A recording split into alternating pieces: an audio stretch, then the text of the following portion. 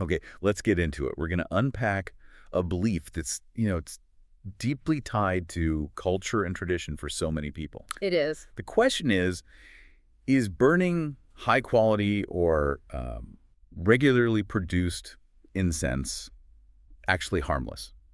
That's our mission for this deep dive. And we should start with this piece of conventional wisdom that you see in the sources, right? Um, A toxicology expert suggests that incense made domestically under regulations might be safer. Safer because it doesn't have the cheap dyes or, and this is the big one, heavy metals like lead. Exactly. But hold on, if you clean up the ingredients, if you take out a known toxin like lead, doesn't that make the argument for safety pretty valid? Well, that's precisely the focus shift that the academic studies are warning us about. A focus shift. Yeah. Critical thinking here means we have to look past the obvious additives, past the lead, and focus on the fundamental process. The burning itself. The burning itself, the combustion. You just don't need lead to create highly toxic air pollutants. Okay, so if we take lead off the table for a moment, what is the incense fire producing that's so bad? What are the main culprits here? So the international academic consensus is pretty clear. The combustion process inherently generates carcinogens and toxic gases.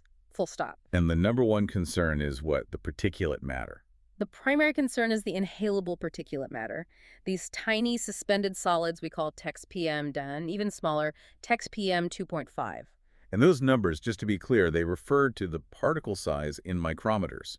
So they're small enough to get really deep into your lungs. Deep into your lungs and even into your bloodstream. Wow. And it gets worse. Stuck right onto those particles are things called polycyclic aromatic hydrocarbons, or PAHs. PAHs, I've heard of those. They're not good. Not good at all. They're complex organic compounds you find in smoke, and they are strongly carcinogenic, known to cause cancer. And it's not just the particles. The sources also list a whole cocktail of toxic gases being made at the same time. That's right.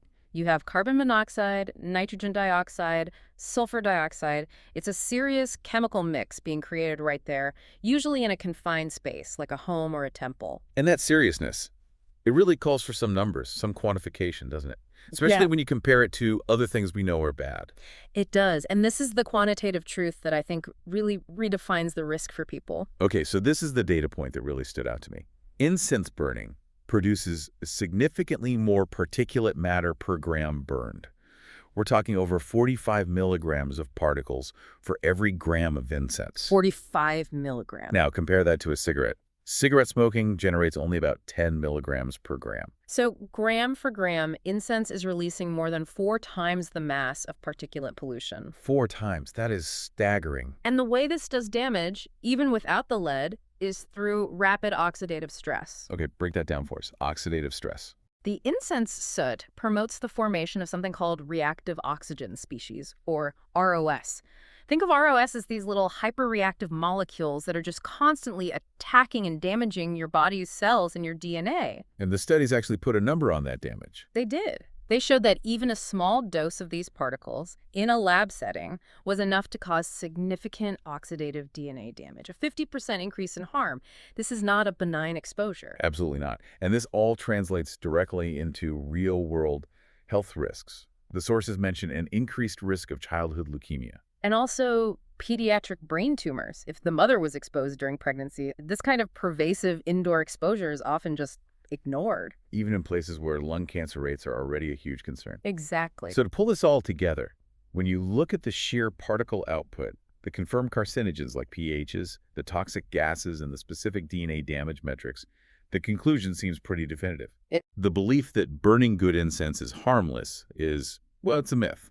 And it's a myth that's been completely debunked by quantitative science, regardless of the manufacturer's claims or what ingredients they start with. Which leaves you with one final and I think important question to consider. Go on.